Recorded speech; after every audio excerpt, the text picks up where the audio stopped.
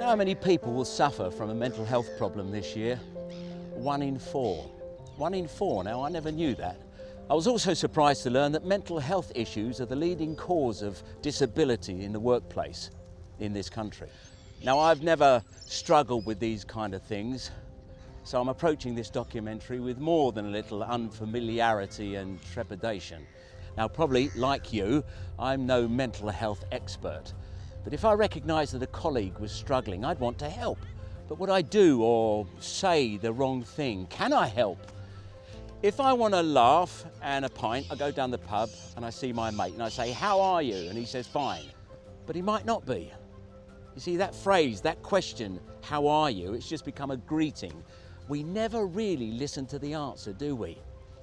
So I'm here in Gravesend at the Port of London Authority building, and I want to find out more about what we can do.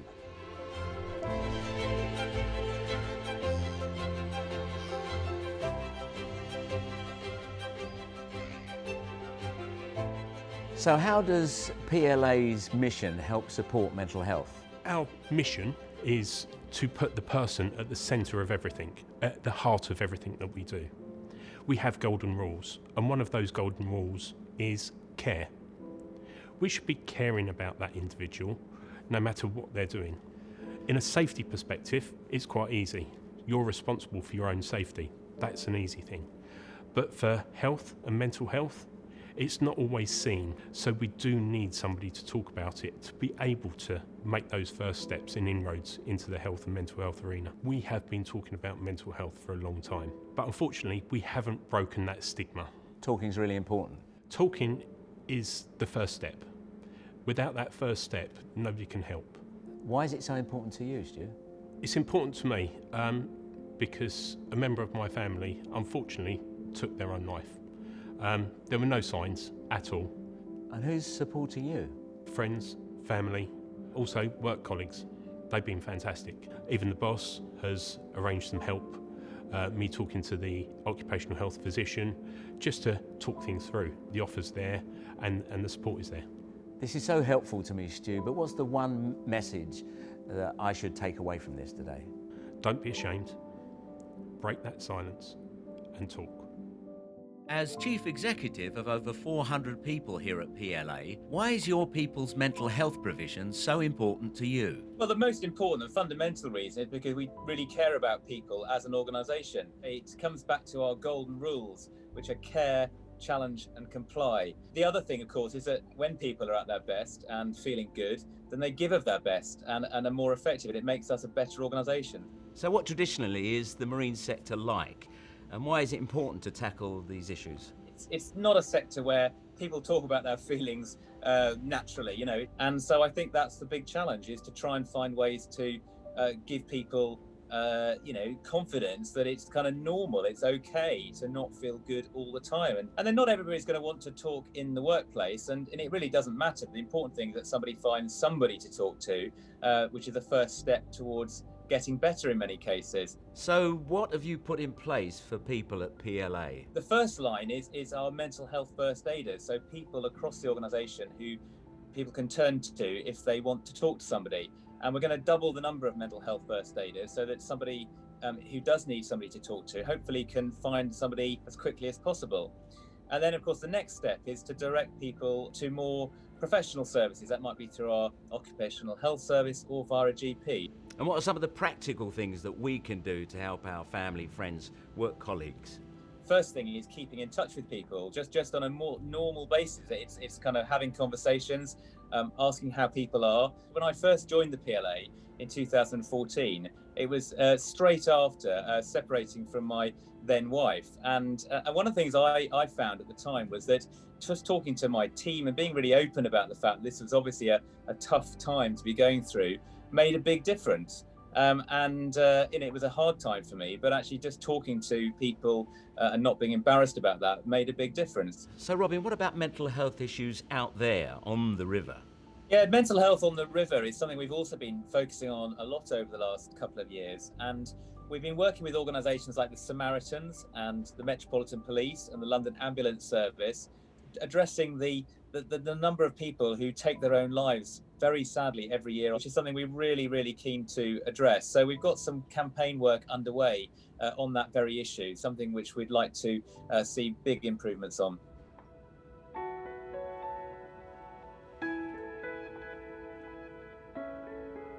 Training is clearly very important in this business. We've just organised for mental health first aid training for a number of our staff. So they're volunteers that come forward within the organisation, providing signposting to staff, giving them somebody to talk to that's maybe outside of their usual area.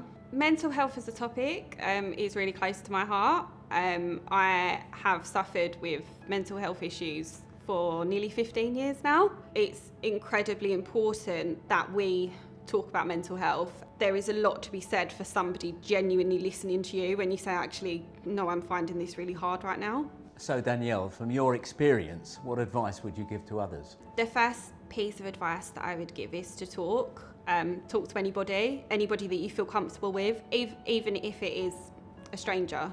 There is nothing, I don't think, that is more powerful than you being able to come forward and say, I'm not okay and I need somebody to help me.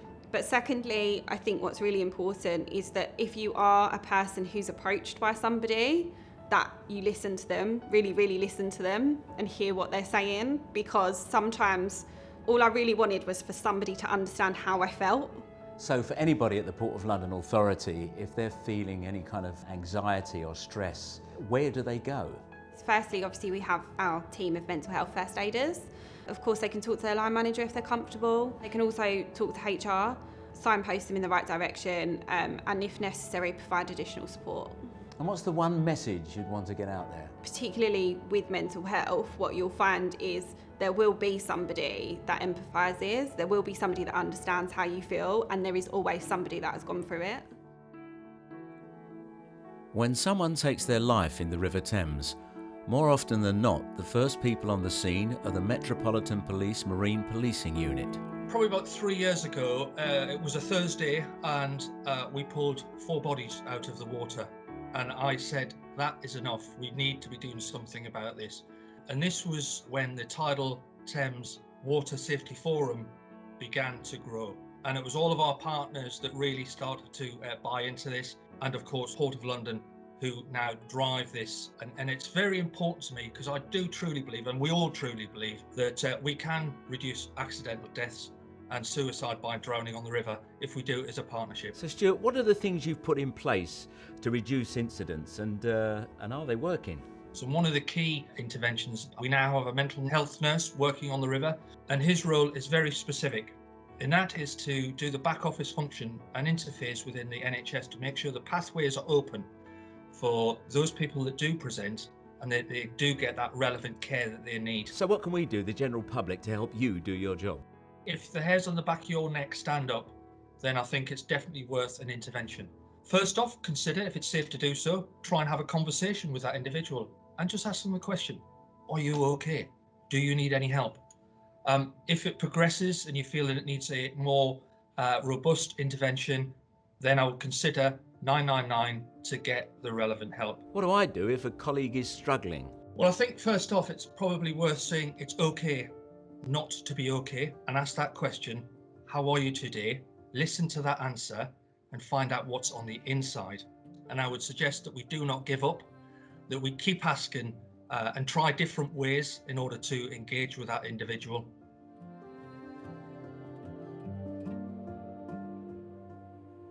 Human connection seems to be the key.